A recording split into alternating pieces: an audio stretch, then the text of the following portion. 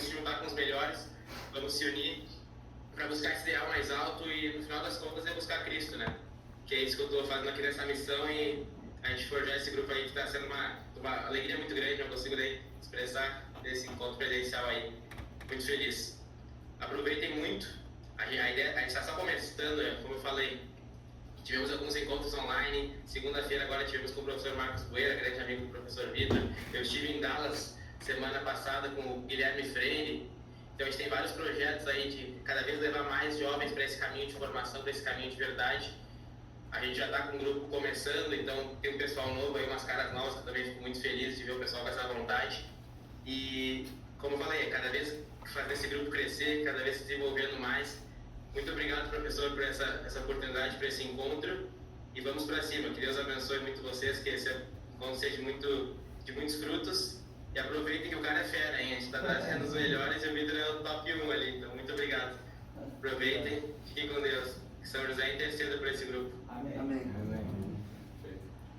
Pedro, não sei se tu quer começar só para a gente já dar seguimento com uma oração. Perfeito, vamos lá. Em nome do Pai, do Filho e do Espírito Santo. Amém. Amém. Pedir que o Espírito Santo desça sobre essa reunião. Vinde, Espírito Santo, enchei os corações dos vossos fiéis E acendei neles o fogo do vosso amor. Enviai o vosso Espírito, e tudo será criado, e renovareis a face da terra. Oremos. Ó Oremos. Deus, os corações dos nossos fiéis, Os vossos fiéis, com a luz do Espírito Santo, fazei que apreciemos retamente todas as coisas, segundo o mesmo Espírito, e gozemos sempre da sua consolação. Por Cristo Senhor nosso. Amém. Vamos rezar uma Ave Maria, que Maria interceda pelo nosso grupo, para que a gente possa fazer tudo pelo Filho dela, por Cristo nosso Senhor. Ave Maria, cheia de graça, o Senhor é convosco. Bendita sois vós entre as mulheres, e bendito é o fruto do vosso ventre, Jesus. Santa Maria, Mãe de Deus, rogai por nós, pecadores, rogai por nós, agora e na hora de pecadores, nossa agora morte. e na hora de nossa morte. Amém. Glorioso São José, Rogai por nós. em nome do Pai, do Filho e do Espírito Santo. A palavra é toda sua, professor. Muito obrigado. Valeu, pessoal. Pedro. Bem. Quando Deus quer que as coisas aconteçam, elas realmente acontecem. Dificilmente eu conseguiria um horário nessa viagem um pouco apertada, deste ano muito atípico da minha vida, em que uma filha foi ao céu cedo, aos 4 anos. Então a gente ainda vive um período de luto e de dor, com muita união na família. Eu tinha aceitado esse convite aqui da PUC-UOL para especialização, acho que em novembro, e talvez fosse para abril. Depois adiou para maio. Aí em fevereiro veio essa notícia e eu suspendi. Eu pedi que suspendesse, mas eu iria declinar o convite, porque eu achava que o prazo seria junho, porque o convite foi feito no primeiro semestre. Tanto que foi abril ou março a primeira data. Aí adiou depois, eu falei, não, eu vou, se vocês ainda quiserem, eu tento. Mas a partir de maio para a gente marcar para o segundo semestre. E eles tiveram a paciência, permitiram que de fato a gente marcasse agora para outubro, né? E eu vim, eu estou aqui. E quando eu aviso que eu vou viajar, assim, eu recebo alguns convites. E tenho aceitado cada vez menos e tentado priorizar a qualidade sobre a quantidade. Até mesmo para não me extenuar, não ficar muito cansado, que é de fato cansativo cruzar o Brasil inteiro, o dia inteiro de viagem, né? E tenho alguns amigos que faço questão de visitar com o professor Bueira, que é muito meu amigo. A gente passou hoje amanhã juntos. E aí essa mensagem do Pedro, eu nunca recuso de imediato, né? Eu levo para oração, eu reflito, eu penso se o tipo de trabalho, o tipo de alcance, e se Deus me pede para fazer isso ou não. Se é remunerado, se não é, se tem alguma perspectiva profissional ulterior, enfim, eu levo em consideração os critérios. E essa foi uma mensagem que me marcou, porque eu senti sinceridade, entusiasmo, vontade, vigor apostólico. E são tantas virtudes assim deste grupo, né? Forja, é o nome de um livro de São José Maria Escrivá, que nos dá a ideia de queimar no fogo, da purificação, os nossos pecados, as nossas imperfeições, para que nós sejamos um diamante um ouro mais puro, um ouro mais forte, né? Então essa ideia de que um grupo jovem, uma juventude que quer ser forjada no fogo do amor de Deus e da luta pelos pecados. Então isso me chamou a atenção, né? Forja. E São José, né? São José, nosso grande patriarca, que é um... Homem, vocês acham que precisa ficar mais? Tá bom. São José, que é um modelo tão extraordinário, tão necessário, tão importante numa geração que precisa de virilidade, que precisa de força, que precisa deste modelo de um pai de família, de um marido, de um trabalhador, né? A gente está carente de verdadeiros pais, de verdadeiros maridos, de verdadeiros trabalhadores que sejam forjados exatamente no amor de Deus, no serviço à Virgem, a Jesus Cristo. Então, tudo isso, né, a forma como o Pedro me convidou, este nome forja, São José também no nome, e um encaixe providencial entre o trabalho da tarde e o jantar me trouxeram até aqui. E, de fato, eu já sinto assim, uma energia, uma alegria, e eu fico muito feliz, muito honrado. Nessa oportunidade, eu sempre me pergunto se eu tenho mais a dar do que a receber, né? Porque isso, para mim, como professor, como escritor, como educador, ver esse público de carne e osso, ver essas pessoas interessadas na formação, como ele disse, nas virtudes, que é o tema que eu tenho trabalhado, na edificação intelectual, cultural, espiritual, sempre voltada a Cristo, a Deus, nessa dinâmica que a gente tem no Brasil hoje em dia, que é uma maravilha. A gente tem hoje um clima muito efervescente no Brasil, muito vibrante. A gente não tem motivo para estar pessimista. A gente pode achar que os colégios estão infestados de ideologia anticristã, que a sociedade está tomada por hábitos e costumes muito pagãos, muito ruins, que fazem mal, que destroem, que são deletérios e ruins para a nossa vida. Mas olha a quantidade de gente se unindo, liderando, encabeçando, e o Pedro certamente é um modelo de ação do que a gente pode fazer para o apostolado, do que a gente pode, a nossa parte. A gente não precisa esperar a formação completar para começar a semear. Então, que cada um de vocês comece o seu trabalho apostólico e que o crescimento da vida interior seja concomitante à expansão apostólica de quem compartilha. Porque ninguém acende uma lâmpada e a põe debaixo da mesa. Então, esse é o primeiro ponto. Parabéns pelo que vocês estão fazendo, perseverem, que a união seja de fato a força, que a união presencial, que vocês façam amizade. Vocês podem me contar um pouco de onde se conheceram, se tem algum núcleo, algum colégio, algum movimento, enfim. Mas é muito importante que isso seja bem difuso, né? Bem amplo, e que cada um tenha um compromisso não de pertencer a um grupo ou de ter uma reunião periódica para confraternizar, mas para ser santo. Isso é que importa, para ser santo. E eu, embora não seja um modelo, certamente, eu entendo que a proposta do Pedro de ter modelos, isso é importante, né? Ter pessoas que já passaram por isso, que já passaram por essa fase, por as dificuldades naturais dessa fase da juventude, e que, de algum modo, não se deixaram seduzir por tudo aquilo que parece tão irresistível nesta idade. A gente tem uma sociedade marcada pela saciedade dos prazeres, do bem-estar material, do sexo, da comida, da vaidade das mídias sociais, da profissão, e essa preocupação com profissão, com dinheiro, como se isso tudo fosse resolvido a vida. Na época de vocês, eu imagino, vocês são universitários já? Já estão na faculdade? Todos? Nem todos. E o problema dessa fase costuma ser o vestibular ou o Enem, né? E a preocupação em entrar num curso que dê uma profissão rentável, como se isso fosse resolver a vida. Na verdade, isso é muito importante, é muito relevante quando enfocado a partir da perspectiva certa. E eu queria trazer uma palavra para vocês, que é a palavra que vocês certamente têm em mente e devem considerar sempre, que é a vocação. O sentido da vida é a nossa vocação. O sentido da vida de São José foi perfeitamente realizado porque ele recebeu do anjo claramente a sua missão. Cuidar do menino Jesus, cuidar de Cristo e de sua mãe, Maria Santíssima. E ele certamente fez tudo, toda a sua vida foi de serviço e de doar-se, entregar-se a esse compromisso que ele livremente assumiu. Então a primeira pergunta que você tem que se fazer é: qual é a minha vocação? É verdade que essa palavra sempre se relaciona diretamente com a ideia de profissão. O que eu sei fazer, o que eu gosto de fazer, o que eu sou apto para fazer. Eu posso ser médico, posso ser advogado, engenheiro, publicitário, enfim, né? Professor.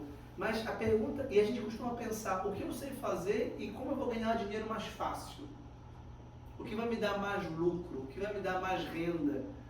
Né? Essa não é uma pergunta ilegítima, não é uma perspectiva completamente errada, ela é só incompleta e limitada, e fracionada. Porque há muita gente bem sucedida do ponto de vista profissional e frustrada do ponto de vista existencial. E a descoberta da vocação só se dá mediante um processo lento e perseverante de autoconhecimento. O livro que eu trouxe para vocês, tem os exemplares aqui, eu peço perdão, porque ontem eu dei uma palestra no Colégio Pampiano e os livros que foram remetidos para lá foram extraviados e não foram entregues.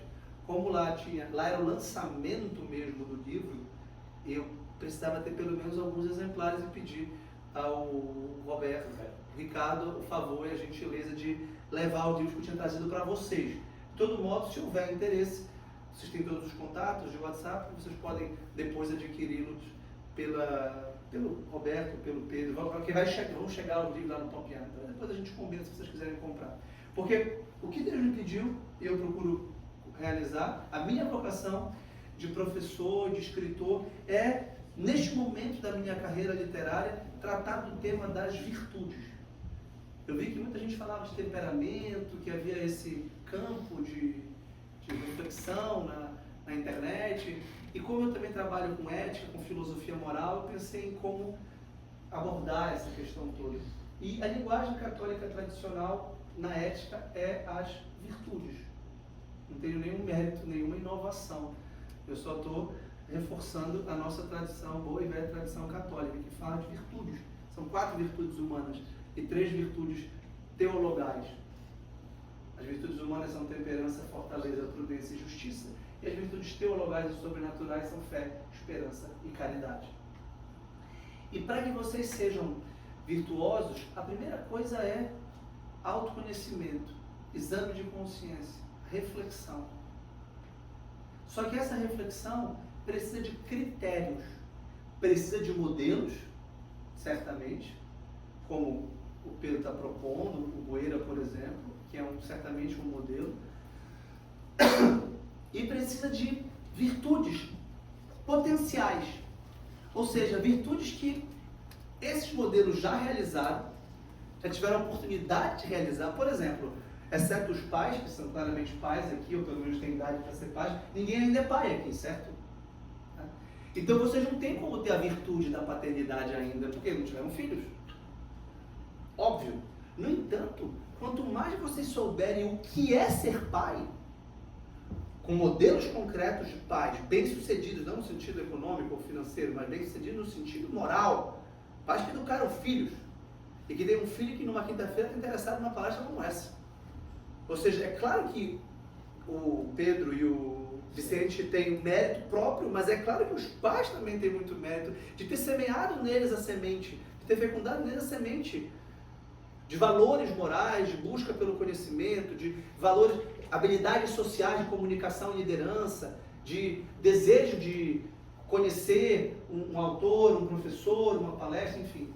Então, quando a gente olha para as virtudes, a gente tem que olhar para as virtudes que nos faltam, ou porque ainda não as temos, ou porque não tivemos oportunidade de realizá-las.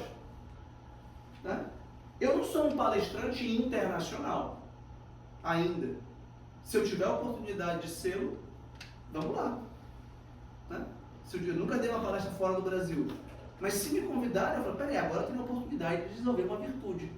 Talvez eu tenha que dar uma palestra em inglês ou, sei lá, francês. Ótimo, o que eu preciso fazer para isso? Estudar, treinar, ensaiar, revisar. Talvez eu tenha que ler, o que eu não faço em palestra desse tipo.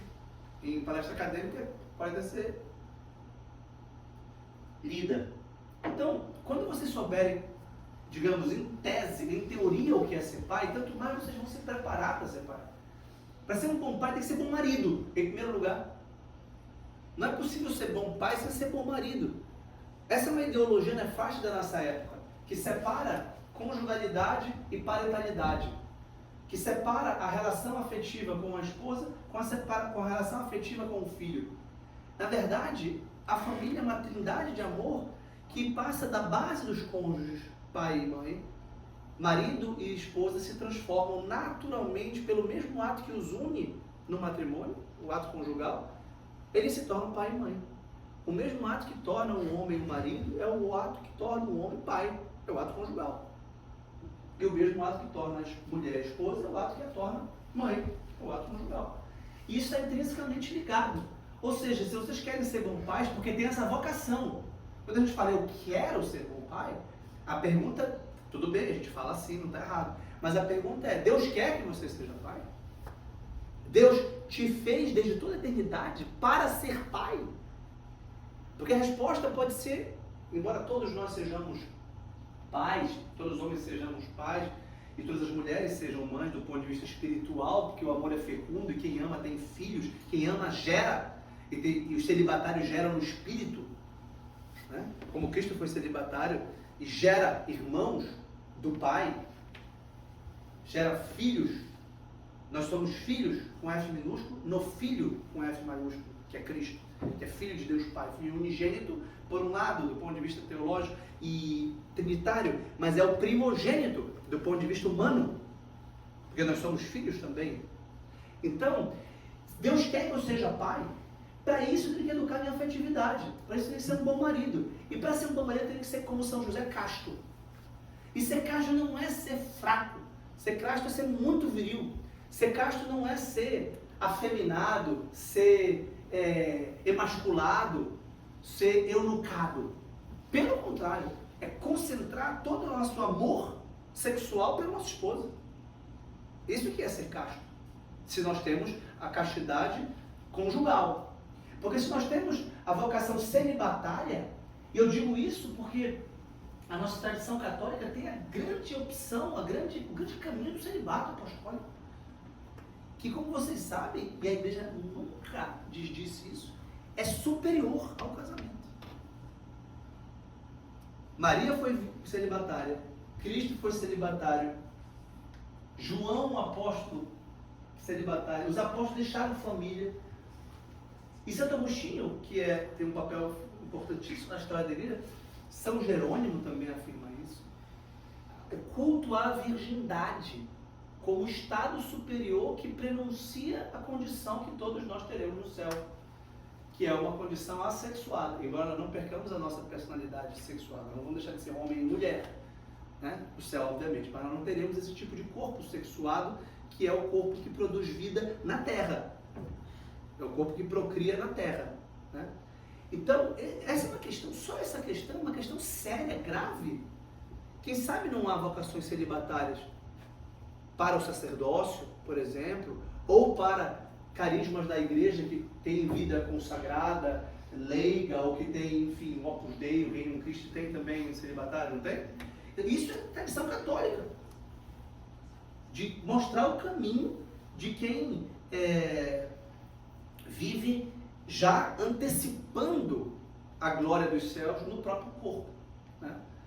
Então, casamento, Deus, família e trabalho. São esses três pontos que vale a pena considerar. Relação com Deus, a vida afetiva com os pais, que é o quarto mandamento de honrá-los, e depois com as namoradas, ou noivas e esposas, e depois com os filhos. E tudo isso depende de um trabalho também. Ora, como a gente costuma pensar na nossa sociedade hoje em dia? Primeiro, do ponto de vista individualista da autoafirmação. Eu decido a minha vida. Eu sou dono da minha vida. Eu sou proprietário do meu corpo, eu sou proprietário dos bens que eu tenho, que me deram, mas que são meus. E eu tenho liberdade, a liberdade é absolutizada como bem supremo. Absoluta liberdade. E eu vou me preocupar em ganhar dinheiro. O meu trabalho, como eu disse no começo, vai ser rentável. E a minha vocação religiosa, eu nem penso nisso. A minha resposta consciente e generosa a Deus, nem penso nisso. A formação de uma família, a partir do bom uso da minha potência sexual, que é procriativa, e essa visão do sexo tão deturpada hoje em dia, eu quero escrever e aprofundar isso, porque me parece um erro tão categórico, um erro tão crucial. As pessoas veem o sexo como mera fonte de prazer inconsequente, como coçar as costas, como comer um doce. Comer um doce tem consequências orgânicas na digestão, pode fazer mal, pode ser excesso de açúcar, pode gerar um pico de insulina e te deixar cansado, ou com sono, ou indisposto. Coçar as costas é mais inconsequente, é menos importante. O sexo gera vida. O sexo, todos nós surgimos da relação sexual dos nossos pais. A banalização do sexo é a banalização da pessoa. Por isso que vem acompanhado do aborto, que torna o sexo inconsequente. Porque se a consequência natural do sexo é a gravidez, há pessoas e mulheres, sobretudo, que reivindicam o direito de acabar com essa gravidez. Só que não é acabar com a gravidez, é acabar com uma pessoa.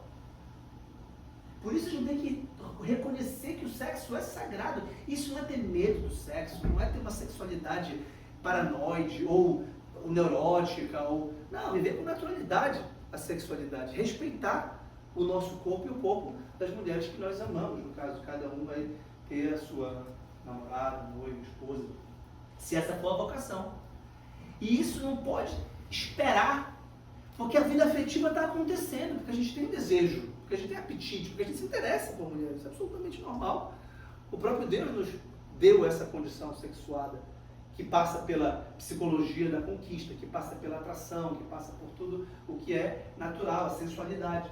Agora as pessoas se preocupam com o trabalho, com o vestibular ou com o Enem, depois com a universidade, depois com o mestrado, depois com a especialização. Aí querem começar a se preocupar com o casamento aos 35 anos, ou aos 30 anos. Então essa primeira decisão entre o celibato e o matrimônio, e se já há uma namorada, se já há começar a pensar e amadurecer, é muito importante. Ela é concomitante, embora anterior na ordem moral, do trabalho. Não dá para esperar, senão o bonde da história passa, o bonde da biografia passa, e a oportunidade de assumir responsabilidade passa, e a gente fica adolescente perpétuo. É bonito pensar que vocês, a faixa etária de 18 anos aqui? 18 e 23. 18 a 23. É muito bonito, muito bom pensar nessa fase como uma fase de transição para a vida adulta. No meu livro último, No Caminho das Virtudes, eu tenho um debate com o Jordan Peterson, eu debato o segundo livro dele. E alguém que se levantou na sociedade afeminada, na sociedade adolescencial, para dizer, pô, seja homem, arruma sua cama, vai trabalhar, não queira cota, não queira bolsa, não queira ser sustentado pelos seus pais. Uma quantidade enorme de gente no Brasil é nem. Vocês já ouviram falar disso? Nem estuda, nem trabalha. Pense, se você não estuda também, o que você faz? Com todo respeito. Você fica na sua cama, no celular, você fica flanando, esperando, fazendo o quê? Ou você estuda para edificar o seu conhecimento, mas tem alguma função, um serviço. Trabalhar é servir. E trabalhar é forjar a própria personalidade, porque trabalhar exige muitas virtudes. Por isso essa palavra é boa. A gente se forja no mundo das relações, a gente se forja no mundo profissional, encontrando as dificuldades. Ontem, por acaso, por exemplo, porque eu não abri a caixinha no Instagram, eu vi disse assim, teve um medo. É medo de quê? Eu lembrei do Papa João Paulo II, no começo do seu pontificado. Non avete paura. Não tenhais medo de viver a vida de Cristo. Não tenhais medo como São Pedro, nessa famosa representação Quo Vadis Domine. Conta a tradição que Pedro fugia de Roma do martírio e encontra o próprio Cristo com cruz no punho, com cruz no peito, no ombro. E Pedro pergunta assustado, essa imagem é maravilhosa: onde vai, Senhor? E Cristo diz: eu vou para Roma ser crucificado pela segunda vez. E Pedro percebeu, Cristo ressuscitado, com as marcas da paixão, com as chagas no seu corpo, que ele que tinha que ser crucificado. Todo cristão será crucificado. Cristo diz: quem quiser vir após mim, tome a sua cruz e me siga. E há duas interpretações possíveis desta forma de viver a intensidade de Cristo. A primeira é o martírio mesmo. É ser crucificado porque será executado por um instrumento de tortura e de perseguição política e social. Martírio real. Morte. Thomas More, grande santo, a ser nosso modelo. Grão chanceler de Henrique VIII, numa época de perseguição protestante, de guerra religiosa entre católicos e protestantes, e de grande confusão social, e de um homem que não vendeu a sua alma, como diz o belo filme da sua biografia. Homem que permaneceu com a sua consciência reta diante de Deus. E esse é o segundo caminho. O segundo caminho é da normalidade, da cruz no dia a dia. Quem quiser vir após mim, tome a sua cruz e me siga. Porque a degolação de Thomas More, o martírio, é acompanhado por um sofrimento diário de quem quer seguir a vontade de Deus. Quem quer ser forjado no fogo da contrariedade natural da vida, do cansaço, do trabalho. O trabalho exige cansaço, exige disciplina, exige entrega, exige sair de si, exige um êxtase de generosidade, de serviço. Não sou mais eu quem vive, mas Cristo que vive em mim. Esse é o martírio, essa é a cruz. E o Papa João Paulo II dizia: não tenham medo da cruz. Tem um livro muito belo da Quadrante chamado Papa João Paulo II, O Grande, e seus 5 amores.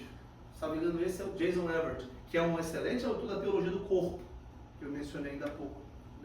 Explica a sexualidade, que é um postulado absolutamente necessário que o Papa João Paulo II tanto frisou. E ele fala dos 5 amores do Papa João Paulo II. E cabe muito a gente refletir sobre isso, que é o Papa dos nossos tempos. Eu acho que é a grande personalidade do século XX, que morreu em 2005, e que tanto tem a nos ensinar de como ser fiéis cristãos no meio do mundo, com abertura, mas enraizamento, com força, coragem e arrojo, mas também com a cruz fincada no coração. E os seus 5 amores são a juventude, porque ele tinha grande amor. E quando ele me falou, são jovens, isso aqui me atrai. Porque eu me sinto jovem, eu tenho 39 anos, né? Mas eu sei que essa fase é extraordinária. E eu sou professor de alunos de Direito da Universidade Federal do Pará, de 18, 23 anos. E professor de alunos de mestrado e doutorado que tem essa fase de formação. Eu trabalho com mentorias, com orientações, com conversas, né? Juventude. Amor conjugal, esse amor familiar, esse amor sexual que gera vida, né? Cruz, Maria e Eucaristia. São os 5 amores do Papa João Paulo II. Vou repetir: juventude, amor conjugal, cruz, Maria e Eucaristia. E vejam como está tudo ligado, né? A vida de Nossa Senhora foi uma vida crucificada. Vocês lembram a profecia de Simeão? Uma espada traspassará a tua alma. E aquela espada ficou traspassada, ficou ali no coração dela quando ela teve que ir para o Egito. A gente pode pensar na bela piedade de Nossa Senhora das Dores, as 7 dores de Maria, que a gente celebra depois da festa de Santa Cruz, que é 15 de setembro, no novo calendário, e que se comemorava antes, na sexta-feira anterior ao domingo de Ramos, na antevéspera da Semana Santa. Porque ela acompanha o seu filho, na Via Sacra a gente tem uma estação, que é a quarta, que Maria encontra o seu filho, e Maria está aos pés da cruz. Então a cruz de Cristo é a cruz de Maria, porque ninguém esteve tão unido a ele quanto ela. E esse sacrifício da cruz se deu na Eucaristia, na oblação, na entrega do seu próprio corpo, da sua carne, do seu sangue por nós. É o santo sacrifício do altar da missa, que nós temos que amar. E como disse São José Maria Escrivá, é característico do apóstolo o amor à missa. O amor à Eucaristia. É a base da nossa vida, é o sentido da nossa vida. Então eu não sei se vocês têm esse hábito de ir à missa mais vezes por semana, mas adquiram. Missa semanal, como eu estava falando, missas de semana, é só a gente começar, imagino que já tenha, não sei, começado, ou pelo menos ventilado essa prática. Mas isso foi uma das coisas que transformou a minha vida. Quando eu comecei a levar a sério a minha fé, uma das coisas que eu lembro muito bem, quando o numerário do Opus Dei, o Fernando Sintra me disse assim, tu tens fé na Eucaristia? Eu falei, como assim? Me explica. Não entendo, eu não entendi a pergunta, sinceramente. E quando a gente não entender, a gente tem que ter humildade e sinceridade a perguntar, não entendi. Não tem nada de errado nisso. Aí ele falou, tu tens fé que Cristo está vivo em corpo, alma, sangue e divindade naquele pedaço de pão que é consagrado no altar da missa? Aí eu falei, não. Não. Porque eu não entendi, estava falando sobre missa diária, porque eu não entendi qual seria a consequência se eu tivesse fé. Porque se eu tivesse fé, eu iria visitar, eu iria recebê-lo. Se eu dissesse, olha, o rei está aqui na sala, e você fosse um súdito fiel, um súdito, nossa, o rei, o cara, o símbolo que unifica o reino, que protege o reino, que salva o reino, eu vou lá, ele está esperando lá, pode ir. Você iria, se você fosse um súdito fiel, se você fosse um súdito apaixonado. E será que aí eu pensei, caramba, ele me colocou essa pulga atrás da orelha e falou, considera isso, pensa nisso, busca, pede e te será dado. Então a Eucaristia e a cruz são elementos fundamentais da nossa vida, sempre com Nossa Senhora. E o casamento com Cristo é vivido no sacramento do matrimônio para aqueles que têm vocação matrimonial. E o Papa João Paulo II, obviamente, um celibatário, um padre que se tornou bispo, cardeal e papa, não tinha essa experiência, mas era perdidamente apaixonado por ela. Porque via, e vocês talvez conheçam a teologia do corpo, as catequeses sobre o amor humano do Papa João Paulo II, como é belo, como é profundo. E quando eu me converti, comecei a perceber isso, eu pensei, caramba, como a visão banalizada do sexo é feia, é ruim. E a gente não tem que ser moralista, careta, meio abobalhado e achar assim que o sexo é uma coisa ruim ou má. Não, é uma coisa maravilhosa, uma coisa boa, é sagrada. Por isso que o casamento é tão sublime. Me mostrem alguma cerimônia tão sublime quanto a do casamento no universo pagão ou não cristão. Não há nada tão belo. Tanto é que as pessoas que não têm fé querem se casar às vezes na igreja, querem vestir o véu e grinalda, querem ir para a igreja como um lugar mais bonito. Que lugar é mais bonito do que a igreja? Me mostra, é o desafio que vocês me mostrem. Eu não conheço muito bem Porto Alegre, me mostra um lugar mais bonito do que essa palavra Santa Teresinha. E como eu não sou relativista, a gente pode fazer a brincadeira, ou o desafio de eu mostrar por que esse outro lugar, que eu não sei qual é, não é mais bonito que Santa Teresinha. Porque eu sou capaz de listar 20 elementos estéticos de alta qualidade técnica e estética que tem lá. O altar, a via sacra, os arcos mutantes, o significado de tudo aquilo, os confessionários. Tem um lugar que é. A madeira, tem lugar que é? Tem. Paróquia Nossa Senhora das Dores. É mais bonita? Mais bonito. Ótimo, pago para ver e vou ficar muito feliz. Vou ficar muito feliz de descobrir que de fato tem imagem. Olha só, é uma paróquia.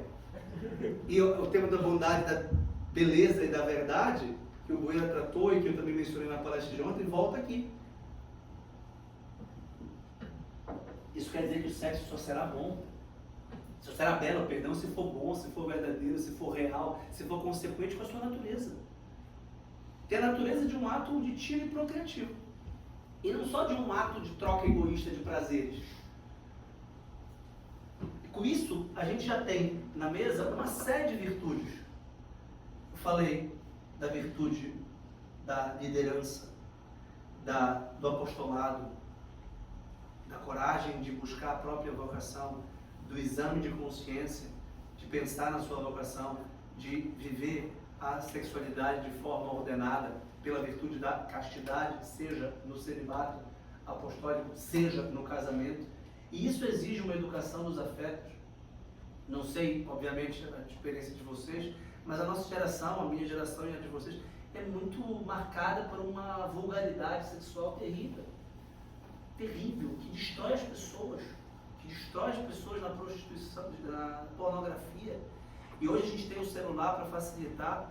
Esse curso que eu estou gravando aqui na PUC, sobre o que o dinheiro não compra, é o tema, é o nome da disciplina que me deram, não fui eu que escolhi. E eu acabei de gravar essa aula sobre o corpo que não é um objeto à venda.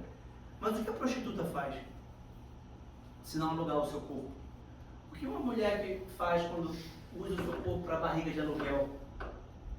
Ou quando alguém vende os seus órgãos e não reconhece a sua dignidade, a sua sacralidade como filho de Deus? E diante de todo esse mundo ruim, desse mundo obscuro e tenebroso, a gente tem que afogar o mal, como dizia São Paulo, na superabundância de bem, fazendo a diferença. Sem ficar criticando, sem ficar lamentando. Olha isso, cara, quanta gente boa. E um pode ajudar o outro, um pode mostrar o outro. Um irmão corrige um irmão, como diz a Escritura, um irmão que corrige um irmão, que ajuda o irmão, é como uma cidade amuralhada. É como se a gente tivesse uma retaguarda sempre por trás, nos ajudando a não cair. E a gente vai e aconselha. Se alguém começa a falar besteira, se alguém começa a...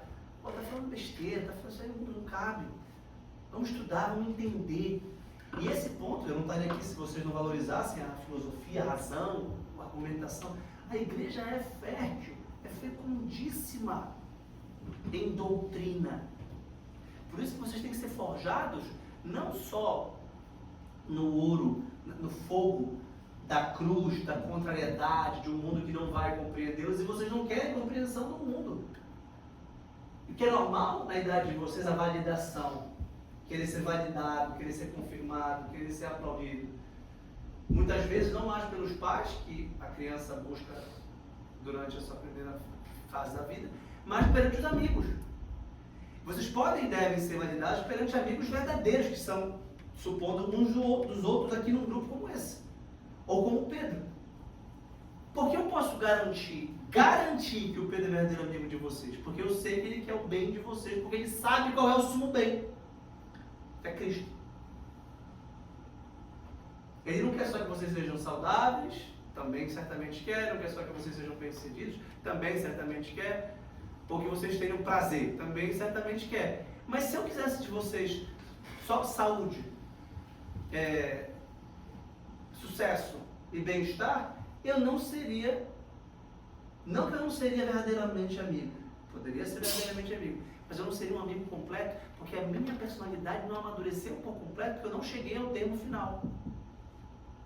Eu não cheguei ao fim último. Eu estou nos fins penúltimos, que são no fundo meios. Eu tenho 5 filhos, um já está no céu, como eu disse, e eu estou esperando um agora. E um novo. E as pessoas falam que venha com saúde. E eu entendo, eu não quero ser chato. Claro que venha com saúde. Isso é maravilhoso, a gente tem que ter muita gratidão pelos médicos que promovem a saúde. Imagina, o Dr. Roberto que ajuda as pessoas a verem melhor. Que coisa maravilhosa. Mas esse não é verdade? Não é o termo final da vida. Porque o termo final da vida é ver a Deus. E só o oftalmologista não pode ajudar, a não ser que seja um médico. Que vai fazer apostolado, que vai ajudar, que vai se aproximar, que vai trabalhar bem.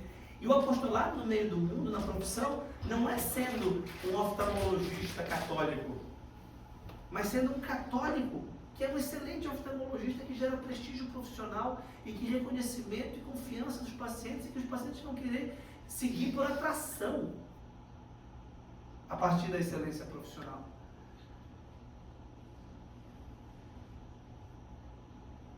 Isso é muito importante, ser excelentes profissionais, ser excelentes estudantes, ser o número 1 da turma, da faculdade. Sabe por quê? Porque se vocês forem os melhores, primeiro, claro que haverá a tentação da vaidade. Aí você acotovela esse demônio da vaidade, exorciza, fala, isso é besteira. Eu não quero aplausos, eu não quero louros, eu não quero reconhecimento, eu não quero validação intelectual e acadêmica. Mas ninguém acende uma luz para colocá-la debaixo da mesa. Ao contrário, a gente põe no alto. Vós sois a luz do mundo, vós sois o sal da terra. Aí vocês vão iluminar com uma capacidade profissional extraordinária Vocês vão ser ouvidos. E o cristão tem que conquistar o espaço de fala na sociedade, com naturalidade, sem gritaria, sem polemismo digital, que tem tanto hoje em dia, e do qual a gente deve se manter afastado, numa distância ótima de entender o que estão falando, entender como isso é infecundo. Não percam tempo. A coisa que me parece mais relevante na vida é não perder tempo. E se você vir que tem uma coisa como um polemismo digital que não vai dar em nada, não perca tempo, venha para cá. Isso aqui não é perda de tempo. Isto aqui com certeza não é perda de tempo. O Fora São José com certeza não é perda de tempo. Porque é encabeçado por uma pessoa séria que está buscando a santidade. E o que eu dizia de quem deseja saúde? Que deseja saúde, mas que deseja antes a santidade.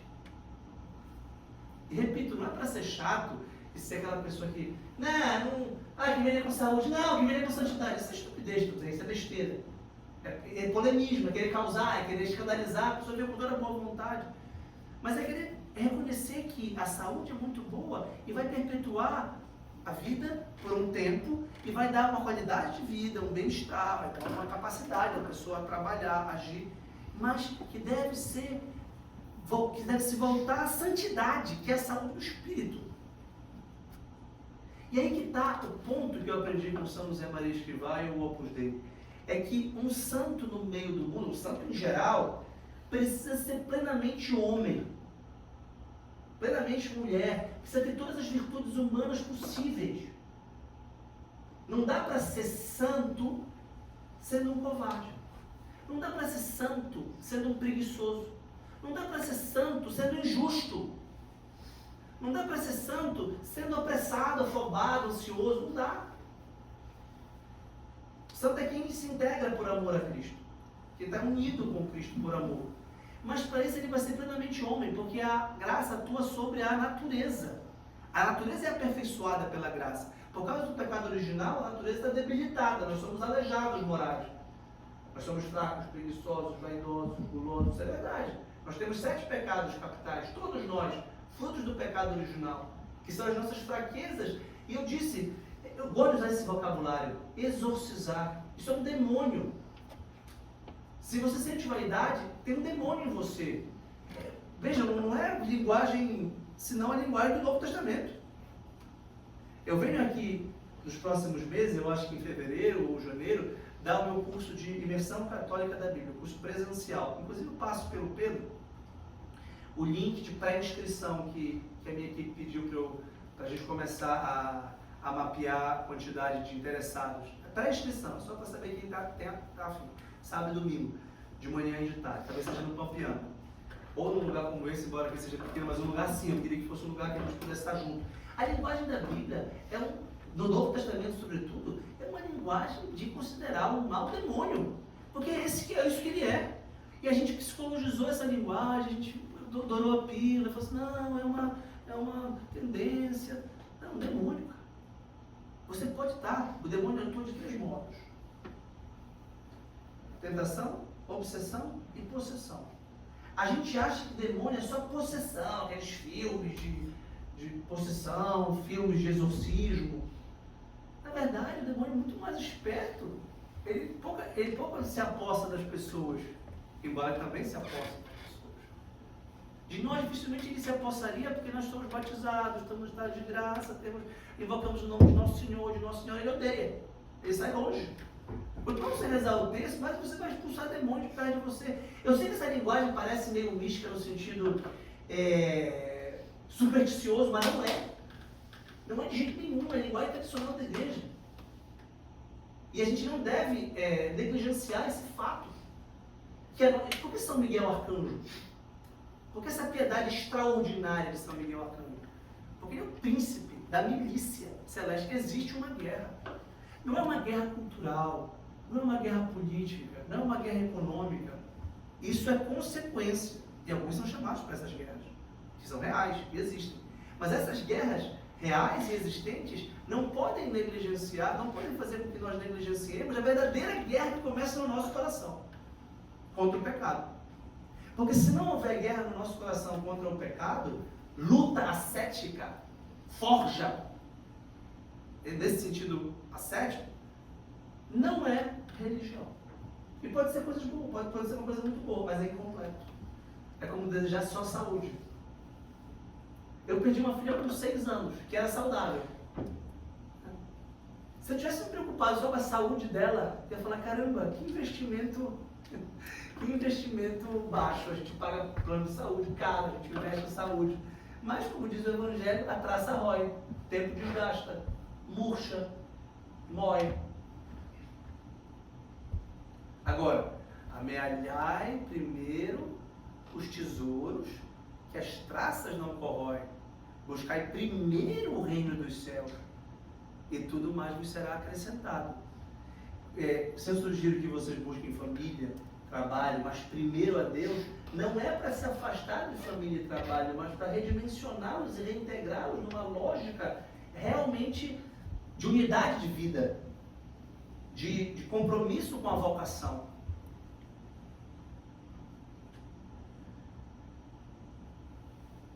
Por fim, a gente pode pensar sobre, eu sei que o Bueira falou sobre a coragem, né? E a juventude, como essa época que vocês estão, uma época de se comprometer consigo, corajosamente, buscar a autenticidade, que é tão difícil, ser quem se é, buscar, e não só, aqui tem 2 sentidos.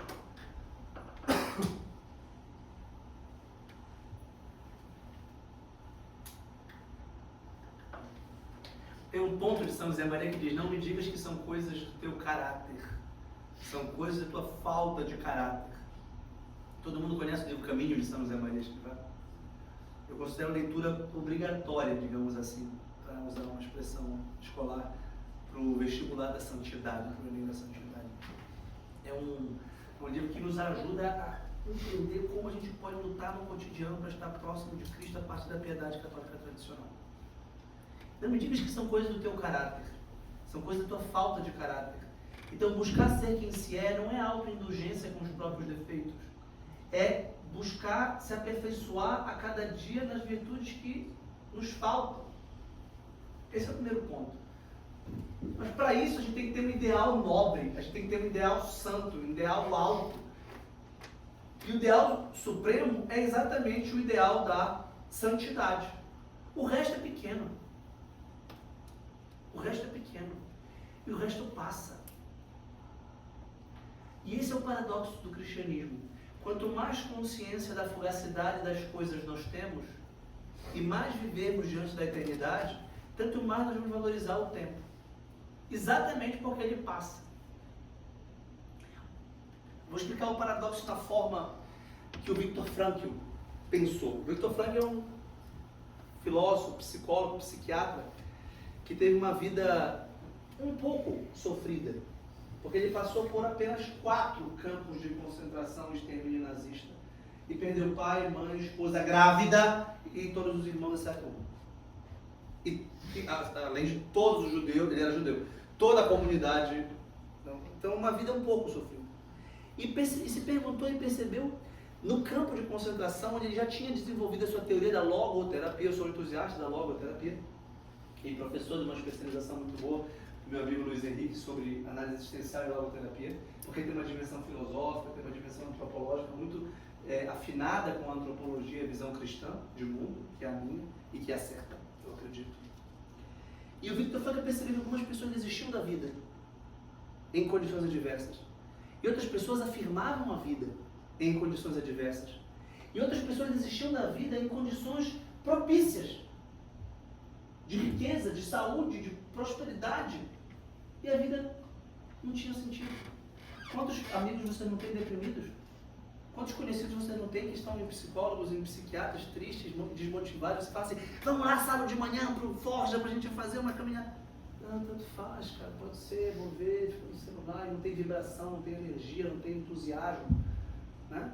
Não vibra com a vida. Exatamente porque a vida é meio diferente.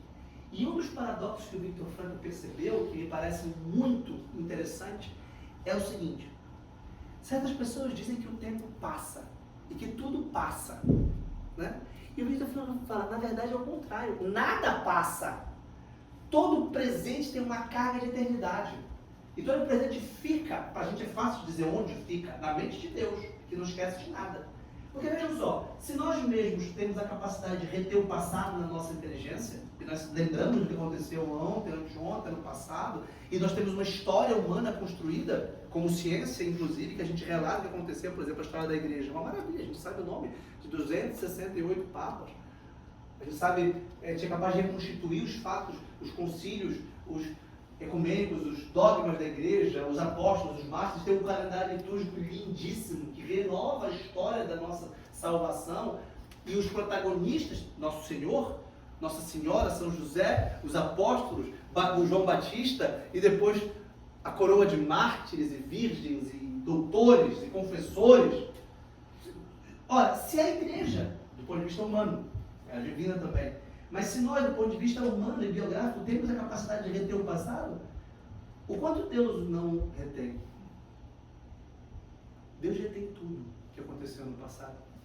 O que passou, do ponto de vista histórico, não passou plenamente do ponto de vista da importância que tem aos olhos de Deus.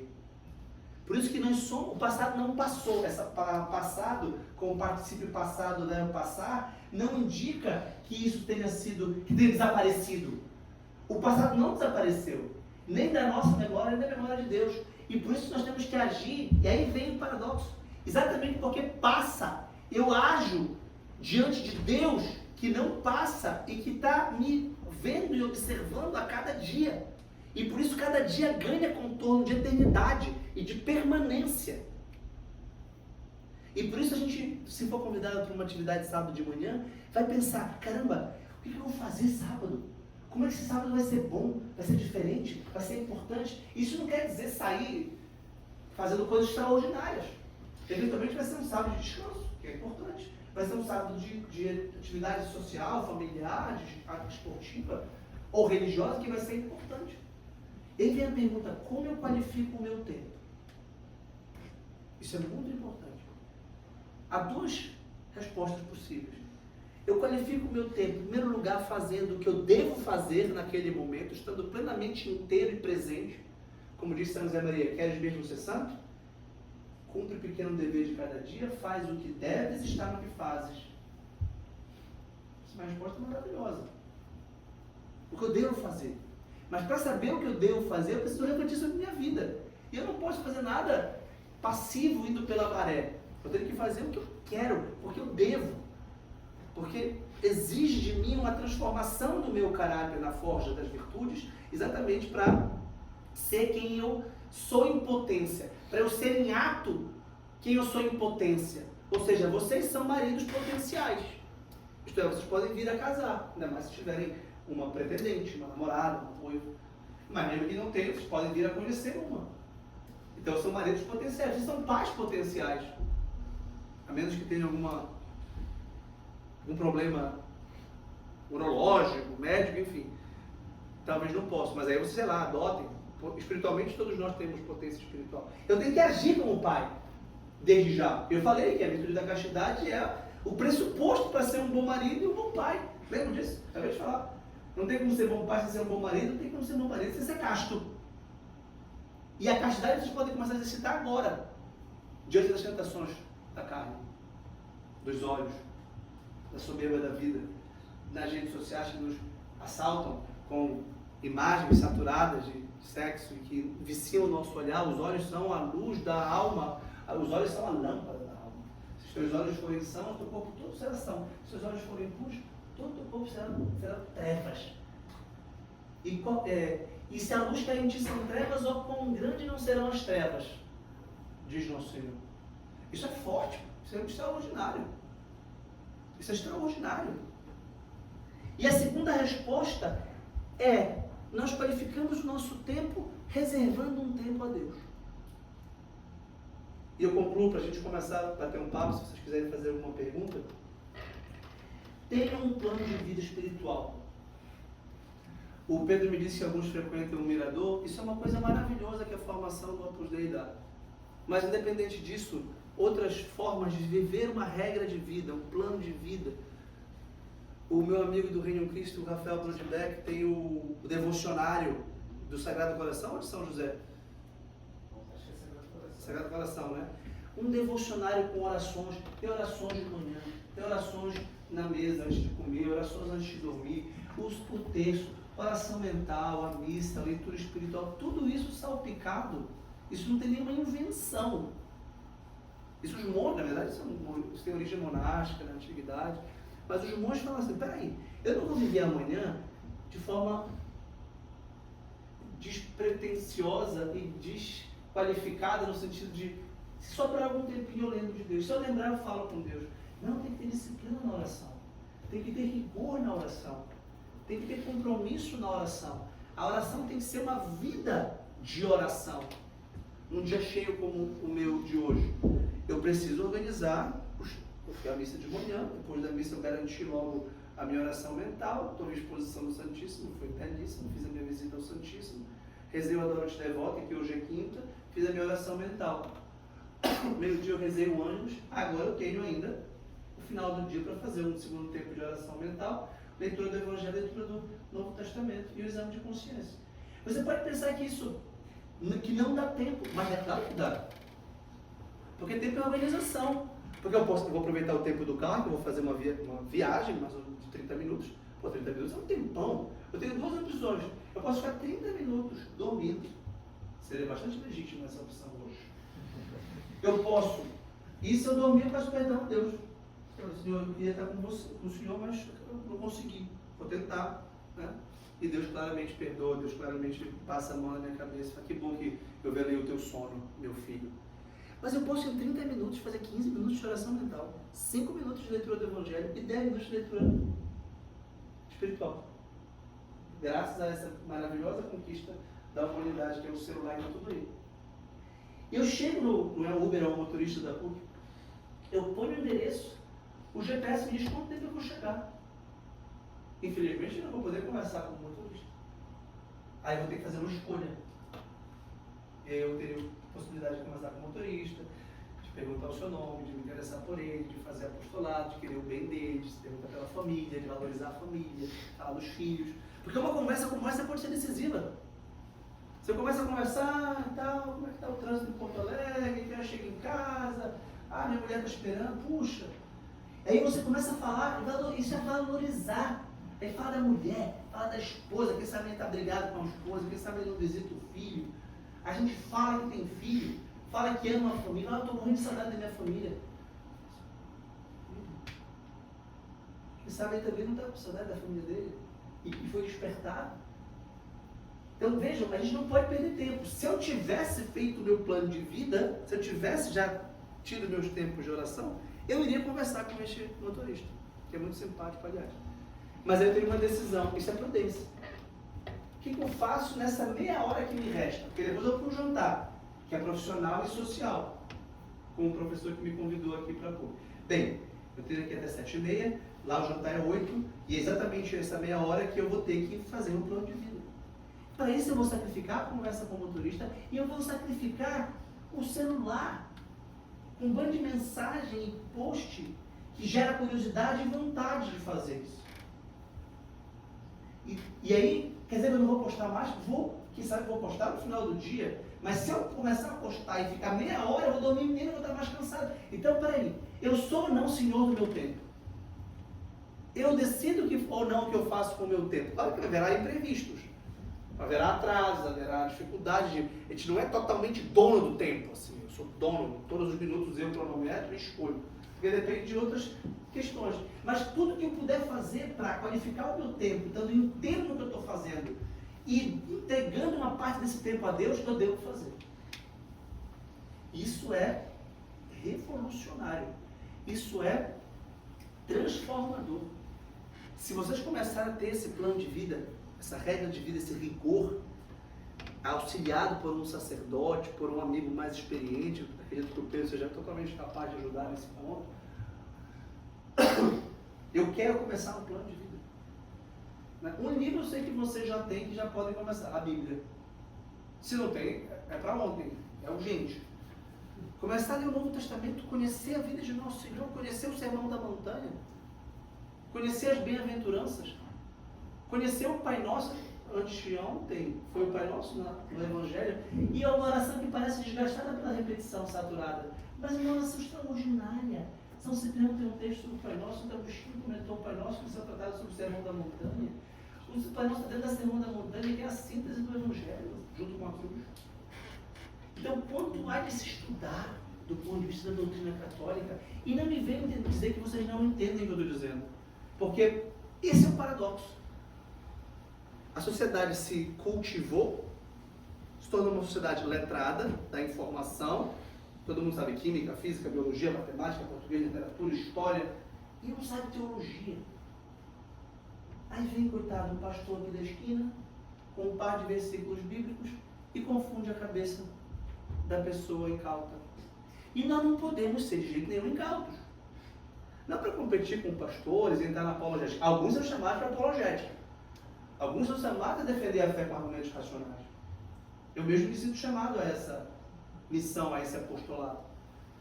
Aliás, todos temos o munus profético real e sacerdotal de Cristo. E o munus profético de Cristo nos dá o direito e o dever de defendê-lo por todos os meios e todas as armas, inclusive intelectuais. Digo, o munus real, profético e sacerdotal nos torna apologetas em potencial. Não quer dizer que todos sejamos autores, escritores, defensores públicos da fé, não sei, o maior da atualidade, o Padre Paulo, por exemplo, né, que defende diariamente a fé católica com argumentos racionais no campo da história, da filosofia, da teologia. Esse meu estudo da Bíblia, eu estou há 2 anos mergulhado na Bíblia, eu estou afogado na Bíblia, eu não quero voltar do fundo, eu quero morrer afogado aqui. Né? É uma maravilha, caramba! E eu vou tentar transmitir, que bom que eu posso trabalhar com o que eu amo, com o que eu acho que eu sei fazer, que é dar aulas, porque esse conhecimento é tão importante, tão importante. E eu não vou dizer que é sonegado nas paróquias, porque eu não estou competindo com elas, pelo contrário, eu rezo por elas, mas a nossa catequese é muito fraca, em geral. É muito ruim, em geral. É como se a igreja fosse um banco trilionário e as pessoas ficassem contabilizando os centavos do banco. Né? A igreja tem uma doutrina monumental, a gente tem São Tomás de Aquino. Não sei se vocês têm ideia quem é São Tomás de Aquino e o que ele fez. Porque uma vida inteira não basta para conseguir ler a sua obra e entendê-la. Então, pelo menos metade está no lucro. Então, essa era a reflexão que eu trouxe para vocês. E a gente pode bater um papo se vocês tiverem perguntas, se vocês quiserem, o que vocês quiserem, eu estou aqui à disposição. Muito obrigado.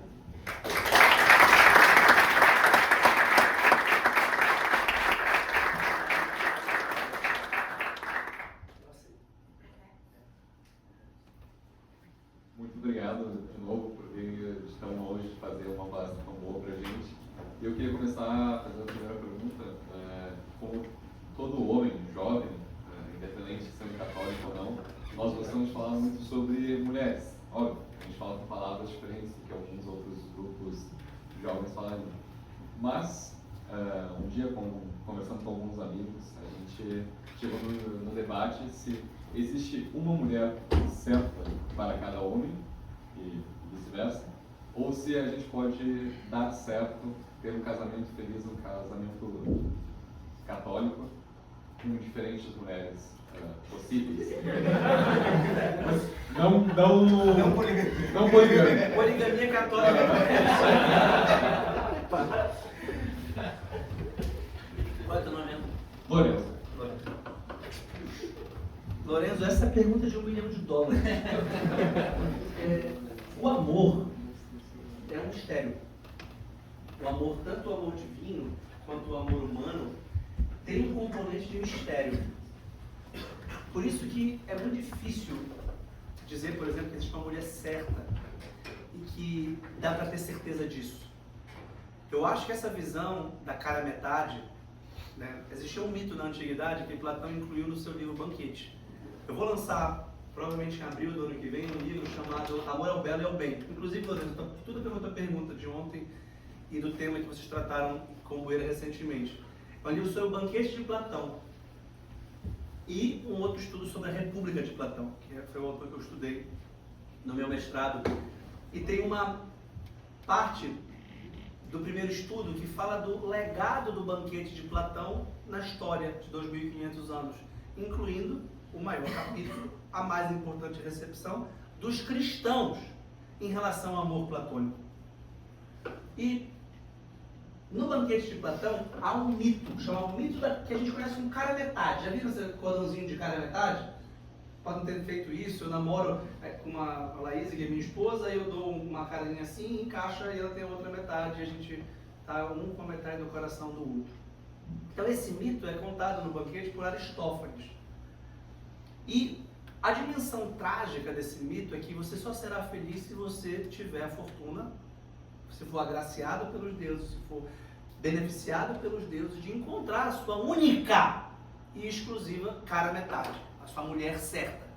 Lá no caso do banquete, é interessante porque como havia prática homossexual, tanto masculina quanto feminina, o lesbianismo, por exemplo, a cara-metade podia ser do mesmo sexo ou do outro. Então, tinha mais esse problema, digamos assim, porque os andrógenos anteriores que tinham quatro pernas e 4 braços podiam ser do mesmo sexo ou do sexo diferente. E o umbigo seria uma marca que mostra o corte que Apolo fez ao punir os homens que queriam, com essa força extraordinária dos 4 braços, eles eram redondos e plenos e perfeitos, se tornarem piedosos. Quiseram escalar o céu, como Prometeu, para se voltar contra os deuses. O castigo foi o amor. O castigo foi esse desejo de saciedade que não se realiza jamais e de buscar os outros, de buscar se abraçar e ter relações e quase sufocar se for possível. E porque o amor gera tanta confusão, tanta traição, porque o amor seria uma espécie de castigo, de veneno, porque a gente quase nunca acha a própria metade, a outra metade. E isso gerou na modernidade, onde eu quero chegar, porque não dá tempo de falar todo o argumento, que é complexo, isso é muito difícil, tá? É muito difícil, e vocês vão ver porque ele é dialético, porque no final eu vou dizer que, do ponto de vista divino, sim há uma mulher certa, que é a mulher com quem a gente casa. Embora a gente não possa ter certeza matemática de que ela é certa, mas o sacramento a torna certa, e nós nos tornamos a pessoa certa para ela, porque nós encontramos um outro tipo de amor, que é o amor ágape, o amor misericordioso, o amor que tudo perdoa, que tudo suporta, que tudo crê, que tudo espera, segundo São Paulo aos Coríntios. E esse amor projetado no matrimônio, esse amor é muito maior do que apenas o amor matrimonial. Você tem que amar o seu amigo assim também, tem que amar a sociedade assim também, tem que amar a igreja assim também, o Papa assim também, sobretudo Deus, mas a sua esposa também. Mas antes de chegar lá, na modernidade, o romantismo tornou o amor uma espécie de sentimento passional e ligou o amor a uma expectativa de plenitude ideal. Onde eu quero chegar? Se eu disser que sim é uma mulher certa, a primeira parte da resposta é não, não há uma mulher certa. E a segunda parte vai ser sim, é uma mulher certa quando houver a decisão sacramentada de amá-la e servi-la, ela se torna a mulher certa. E isso vai ter forma de cruz também. Esse argumento você já conhece, é o argumento do cristianismo. Mas, voltando para o romantismo, isso gerou relacionamentos idealizados, relacionamentos marcados pela projeção utópica de perfeição, que não existe na Terra. Para a gente, a Terra é um vale de lágrimas. Isso não tem nada de pessimismo. Isso é o fundamento do otimismo. Porque se você está satisfeito aqui, você quer o céu. Naquela parábola do Lázaro, leproso, e do rico epulão, né? O drama é que o rico já estava satisfeito, ele estava pleno, ele estava alegre, ele estava se refestelando com os banquetes. Ele vai para o inferno, porque ele estava fazendo isso desprezando os outros, de forma egoísta. Ele já teve a sua recompensa, como o fariseu que rezou na praça pública ostentando a sua fé, que deu a esmola, trombeteando os seus méritos, que jejuou transfigurando o seu rosto. E Cristo fala, olha, tudo bem, legal. você já é admirado como um homem cumpridor e zeloso. Essa é a sua recompensa. A sua recompensa é dizer, poxa, aquele fariseu, ele é super piedoso, faz jejum, acabou de dar aqui R$100 na mão do mendigo, eu vi. Cara, esse cara vai pro céu, pronto, essa é a recompensa dele. Você não, você vai pro seu quarto, fecha a porta, em silêncio, em segredo. O seu pai que escuta a intimidade do seu coração, é para lá que você tem que fazer, não é para os outros. E a esmola, mas que a tua mão direita não sabe o que fez a esquerda. E o jejum, lá bem o rosto para ninguém perceber. E faz algo interno. Então, essa purificação das paixões sensíveis que o jejum, a esmola e a oração nos dá um realismo. E qual é o realismo? É que não existe ninguém perfeito, que não existe ninguém ideal. E que os relacionamentos humanos serão tão imperfeitos quanto são as pessoas que deles participam. Se eu sou imperfeito, a minha esposa é imperfeita, como é que o nosso relacionamento vai ser perfeito? Então, o que a gente tem que exorcizar, falando em exorcismo e demônio, é o demônio da idealização afetiva. De que o amor vai nos dar plenitude afetiva, e eu vou já dizer que ele dá plenitude afetiva de outro tipo, que não é sexual sentimental. Começar dizendo, nós falamos de mulher, claro, as mulheres nos apetecem, porque nós somos saudáveis, graças a Deus, não, absolutamente normal, como uma comida apetece, ótimo, eu tenho paladar, eu tenho olfato, eu tenho visão, e como a gente aprende na psicologia atomista, o conhecimento sensitivo gera apetite sensitivo, gera desejo, eu cheiro um café e desejo um café. E eu vou modular o prazer do café pela virtude da temperança. Tanto quanto eu vou modular o apetite sexual pela virtude da temperança, na mesa e na cama. E eu não vou provar uma mulher como eu provo um café, pelo simples fato de que ela não é um café. E que entre o café e a mulher existe um abismo. Mas a gente acha, hoje em dia, que eu posso provar uma mulher como quem prova uma pera ou uma maçã. E eu vou deitar com ela como quem vai ali fazer um test drive de um carro para ver se eu quero comprá-lo. E nesse momento eu já esculhambei o meu aparelho psíquico, porque eu já soltei rédeas do meu coração, eu já abri o meu coração e ele começou a ser invadido por micróbios e eu comecei a ficar impuro. E é horrível isso. Então, como a gente tem um ideal romântico de perfeição afetiva e acha que vai ter uma mulher ideal, uma mulher perfeita, que vai encaixar, e muitas vezes esse match, para usar aqui uma expressão da moda, muitas vezes o enamoramento nos enceguece e nós achamos que é tudo bem, tudo perfeito, combina. Eu falo meia palavra, ela entende. Eu começo a frase, ela complementa. Deu liga. Eu ponho minha cabeça aqui, ela põe a dela aqui, encaixa. Daí dá tudo. E às vezes, claro, o carinho, o afeto, e mesmo a cama pode ser super compassada e sincronizada. Claro, isso pode acontecer. Perfeito, tomara que aconteça isso. Isso pode acabar. A convergência psicológica e sexual pode acabar. Primeiro, a mulher tem um ciclo menstrual que a torna muito mais instável do ponto de vista emocional do que um homem. Isso qualquer pessoa sabe. E ela passa por ciclos lunares, inclusive. Isso é importante para a psicologia e para a antropologia feminina. Que com o tempo, por isso que a gente não casa no primeiro dia, nem no primeiro mês. Mas também a gente precisa casar no 10º ano. Que são dois extremos, de precipitação e de morosidade. Então, quando a gente tem esse senso de realismo, aí sim eu passo para a segunda parte da resposta e digo, sim, há uma mulher ideal. Por quê? Ideal não, perfeita, porque é a mulher imperfeita que Deus te deu. Tanto quanto tu serás um homem imperfeito que Deus te deu. E aí surge um milagre do amor. Porque entre dois imperfeitos surge um amor perfeito, que é anterior e superior a eles. Em que sentido? Por que o casamento é indissolúvel? Porque o casamento, deixar de ser marido da minha esposa, é proporcional a deixar de ser filho do meu pai. Preste bem atenção. Eu posso deixar de ser filho do meu pai? Não. Porque a carne do meu pai é a minha carne. Com um detalhe. Jesus tinha apenas o sangue da sua mãe. porque ele não nasceu pelo concurso sexual. Maria é virgem, sempre virgem.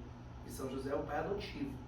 A gente sabe desse mistério da fé, que tem um significado muito profundo. E só aumenta o mérito de São José por isso. Porque ele cuidou do pai, ele é o pai adotivo na terra do Filho de Deus. Só os protestantes querem diminuir São José ou Maria por causa disso, só aumenta o mérito deles, a importância deles. Por isso que tem hiperdulia e protodulia. Por isso que eles são santos superiores. Lembram disso? A latria a Deus, a dolia aos santos, a protodulia a Virgem e hiperdulia a São José, que está acima de todos os outros, porque ele cuidou de Deus. Porque foi o pai na terra de Deus, quer mais alguma coisa, precisaria de mais alguma coisa. Então, por que o amor aperfeiçoa e torna perfeitos os seres imperfeitos? Porque ele une intrinsecamente.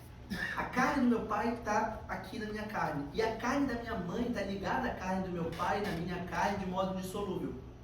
O que Deus uniu, o homem não separe. É possível separar o pai e a mãe de vocês no sangue de vocês? Falar uma linguagem biológica mais recente. Geneticamente, o código do pai e da mãe de vocês foi misturado e unificado no código genético de vocês, que é 50% de cada um dos genitores. Nesse sentido, os pais geneticamente constituem vocês. Como nós somos unidades substanciais de corpo e alma, o corpo carrega consigo, como substrato material, toda a potencialidade da alma. Isto quer dizer que eu sou o meu pai e eu sou a minha mãe unidos em mim. Deu para entender isso? Um pouco profundo e um pouco metafísico, mas a noção é essa. Da mesma forma, eu deixo o pai e mãe e serei uma só carne agora com a Laís. Por isso que essa relação de filiação e paternidade, passando pela conjugalidade, que é, em outras palavras, isso é família, não isso é família. Família é pai, mãe e filho. Isso que é família. Só que às vezes eu sou filho e pai. Todos nós somos filhos e pais. Repito, inclusive os que têm vocação celibatária apostólica serão pais espirituais. Aí esse argumento é sublimado pelo Espírito. Então, quando a gente casa, quando a gente, com toda a vicissitude, com toda a insegurança, com toda a contingência, toma uma decisão como esta, diante da igreja, representada pelo sacerdote normalmente, que é uma testemunha de um sacramento que nós realizamos com os nossos corpos, na cama. O sacramento do matrimônio se realiza na noite nupcial, na cama, quando a união da carne se consumar. Por isso que é um casamento nulo, um casamento que é interrompido por métodos contraceptivos e que é castrado por métodos contracepcionais, ou por qualquer outro ato que não permita, qualquer outro fato que não permita a realização completa do coito, do ato conjugal, que é o ato que gera vida. Isso significa o ato sexual completo com ejaculação interna na vagina. Ou seja, o sexo normal, natural, visto por Deus. Porque esse ato une plenamente o homem e a mulher e gera vida.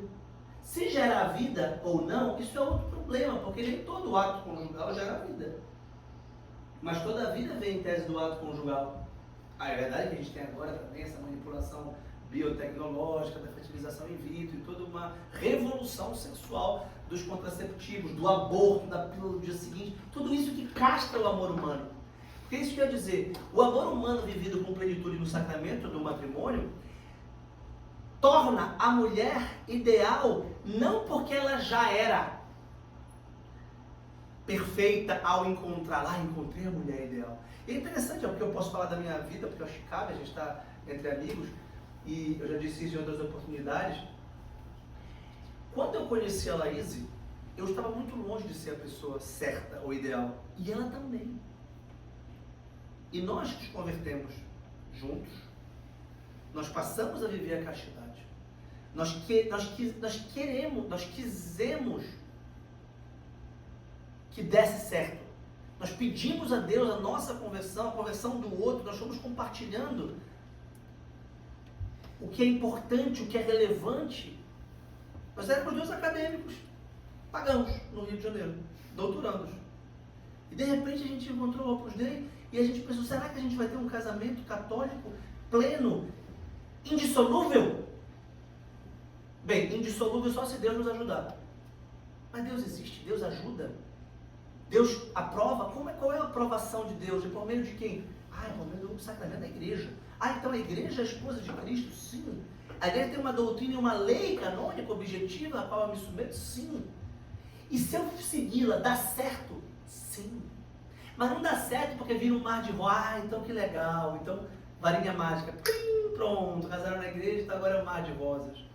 Não, isso é estupidez. Você casa na igreja e ganha de presente uma cruz.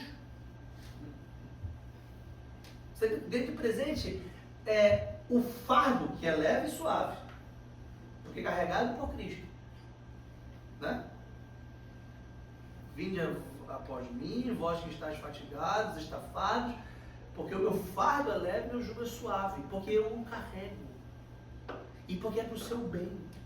E a gente passa a ver as dificuldades do casamento como forja, eu estou falando de propósito o nome do grupo de vocês, como purificação. Todas as dificuldades da esposa passam a ser o caminho da nossa santificação, como todas as dificuldades do trabalho passam a ser o caminho da nossa santificação, e o nosso trabalho, vivido por vocação, é o ideal. Eu trabalho em 2 lugares, hoje em dia. Na Universidade Federal do Pará e na internet. Eu tenho um perfil no Instagram, YouTube, site, cursos online. A Universidade Federal do Pará, que todos vocês conhecem, o clima ideológico de uma federal, do direito, eu sou do direito, dos direitos humanos dos animais, direitos humanos dos vegetais, mas não dos embriões, claro. Não, tá ótimo. É longe de ser o lugar ideal. É longe de ser um lugar oportuno para a vida intelectual que eu queria. Como a Federal do Rio Grande do Sul, onde trabalha meu irmão Bueira, está longe de ser.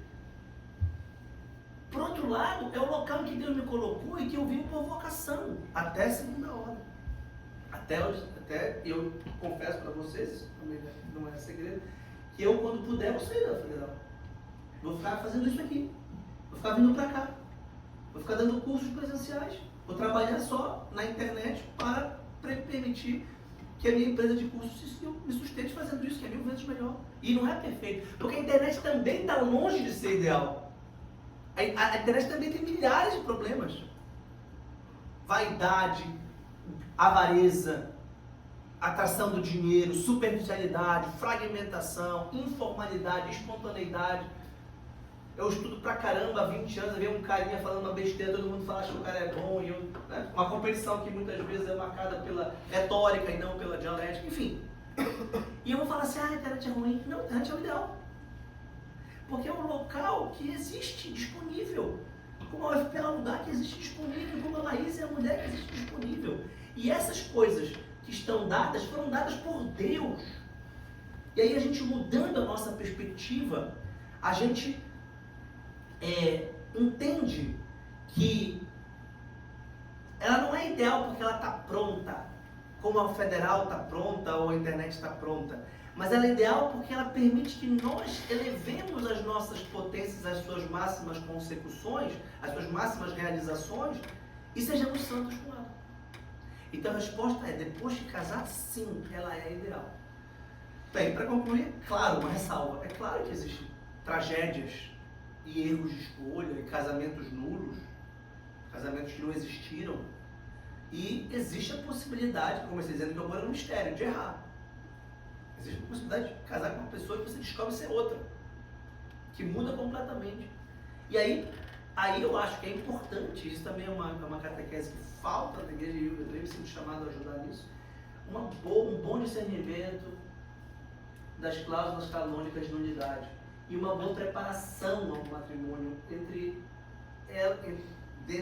os critérios da preparação, uma reflexão sobre a maturidade dos noivos, maturidade psicológica. Eles sabem o que estão fazendo, eles querem, eles têm fé suficiente para não tentar o Senhor com um sacramento banalizado. Quando a gente comunga do corpo de Cristo sem discerni-lo como tal, quando a gente se confessa sem arrependimento, contrição e desejo de mudança, quando a gente casa sem ter plena convicção, a gente está tentando o nosso Senhor, a gente está abusando dos sacramentos, é um pecado gravíssimo.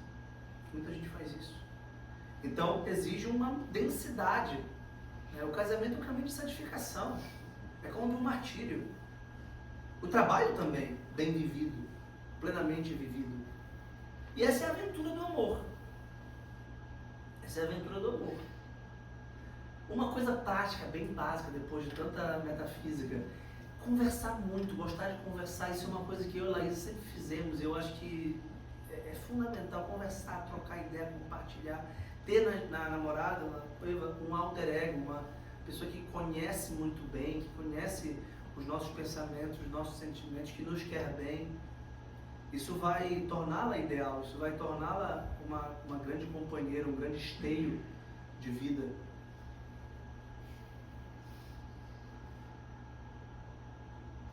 É uma pergunta difícil, eu acho que essas são algumas possibilidades de reflexão. Pessoal, a gente tem tempo para mais uma pergunta e aí depois a gente vai separar um tempo específico para tirar foto e autografar livros e tudo mais. Alguém mais gostaria de perguntar algo? Bom, eu tenho.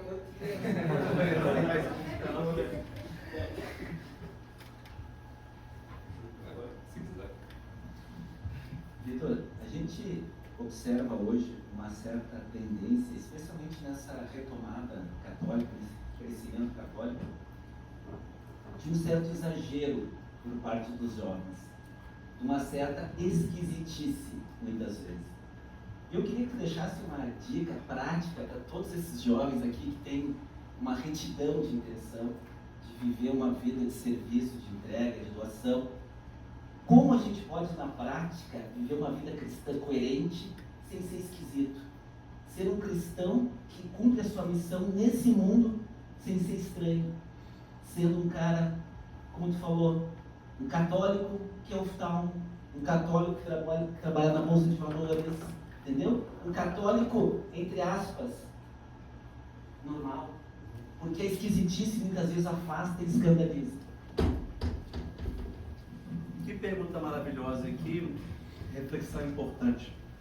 Vou começar pela primeira parte. Como todo novo movimento, como toda nova tendência, surge um modismo.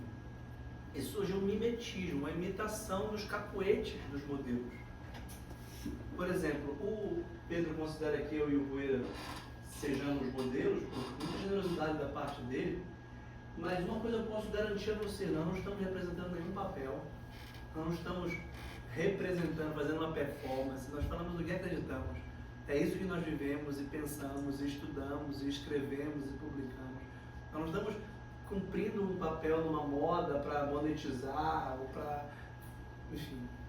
Então, exige uma espuma superficial dessa tendência que a gente... eu sou católico, então, sei lá, fumo charuto. Eu sou católico, então uso barba. Eu sou católico, então falo palavrão. Então eu sou católico e sou do Opus Dei, eu sou do Reino Cristo e faço churrasco. Então eu sou católico e tenho que ter muitos filhos. Então surgem umas ideias assim meio minhocas que vão conspurcar, porque talvez alguns dos modelos façam isso, sejam assim. Eu sou católico, então eu sou intelectual. Não necessariamente. Eu sou católico, então eu gosto de filosofia. Não necessariamente. Então, é separar o joio do trigo e tentar amadurecer no que é ser católico. A única coisa importante no mundo é ser católico.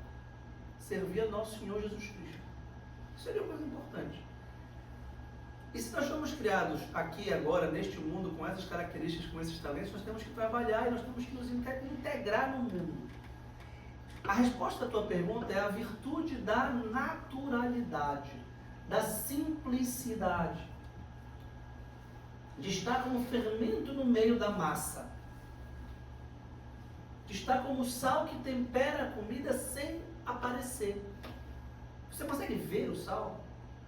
Só se for sal grosso, só se for num contexto particular, churrasco talvez. Mas em tese o sal desaparece. São grãos quase invisíveis que desaparecem na comida e a temperam, lhe dão sabor. Vós sois a luz do mundo, vós sois o sal da terra. sal fica insosso, será pisoteado. Então nós temos que estar no meio do mundo, integrados ao mundo. E o nosso apostolado no meio do mundo, ele depende de uma união e de uma comunhão com os outros, inclusive os que ainda não estão perto de Cristo, exatamente para aproximá-los de Cristo, para atraí-los a Cristo e não impor Cristo a ele. Porque é claro que o apostolado cristão é por atração e não por imposição.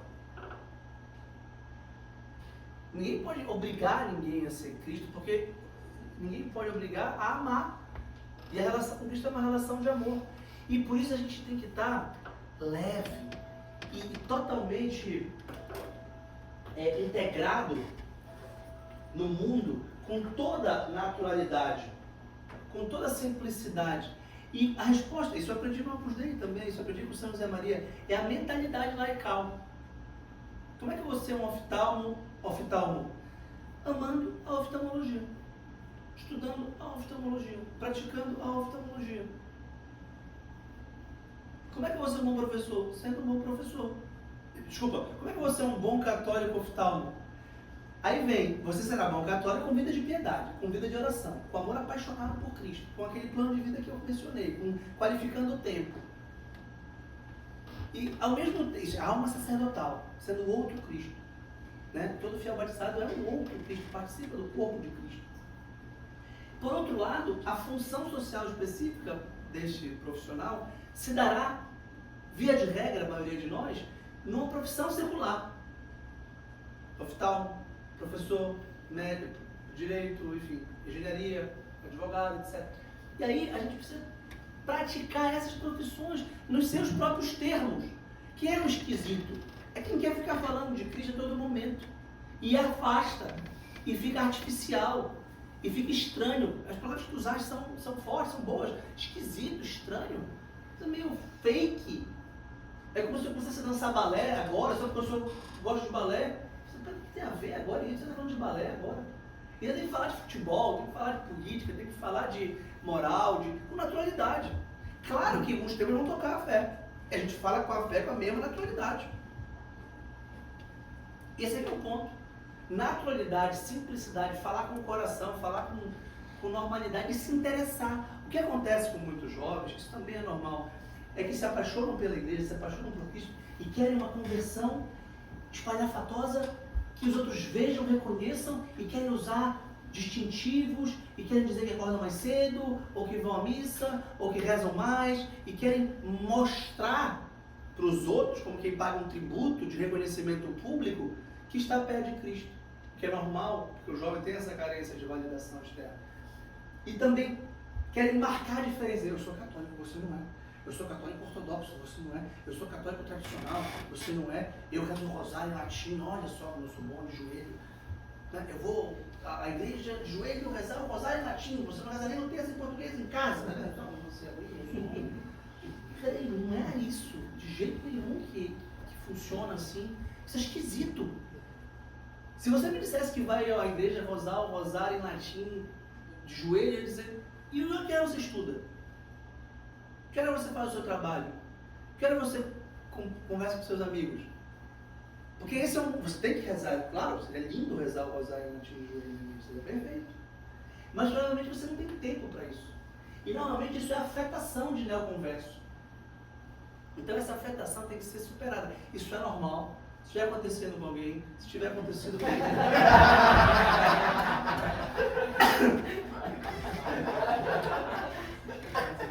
Tudo bem. Exatamente. Mas quando a gente amadurece, quando a gente introjeta, quando a gente passa a viver com naturalidade, é muito melhor. E aí a gente atrai mais. Quando a gente está interessado por uma pessoa, nas relações sociais, a gente quer entendê-las, quer entrar no mundo delas, quer pensar nelas, para depois lhes dar o Cristo que nós trazemos no coração. E não mostrar. E aí é naturalidade. Porque como a pessoa está se vestindo, se não é que as pessoas estão se vestindo assim, vamos vestir assim também. Normal. Claro que tem algumas situações escandalosas, não sei, uma praia, uma festa, que todo mundo tem mal vestido. Aí em certos momentos a gente vai ficar claro. Aí vai precisar ser um pouco esquisito, porque o mundo está de cabeça para baixo. Então eu não vou ser natural do prostíbulo. Eu não vou agir com naturalidade no prostíbulo. Eu nem vou pro prostíbulo. Então se os meus amigos estão, vamos lá, todo mundo vai, não, então eu vou ter tudo na naturalidade, eu vou com eles. Claro que não. Estão falando besteira, estão falando coisas fúteis, bobas. Eu vou tentar temperar a conversa com outros assuntos. Outro risco totalmente ligado a este é o do isolamento tribal. Hoje a gente tem esse fenômeno das bolhas digitais e o isolamento tribal é dizer, não, a gente só anda no grupo do Fórum São José. Só esse grupo aqui, nem vou para mais nada. A gente só anda em bando, né? E a gente chega nos lugares e somos nós aqui, 20, 30, e a gente se fala, se conecta e... Não. Fermento no meio da massa, jogado no meio do mundo e transformando. Claro que é um grupo mais confortável, a gente tem os mesmos princípios, é claro que a gente vem, se forma, conhece, faz amizade, não tem nada de errado andar com os amigos, mas tem algo de errado excluir outros amigos potenciais. Sobretudo porque nós queremos que eles também sejam, não só do Fórum São José, mas sobretudo da igreja. E para isso eles têm que se sentir à vontade conosco.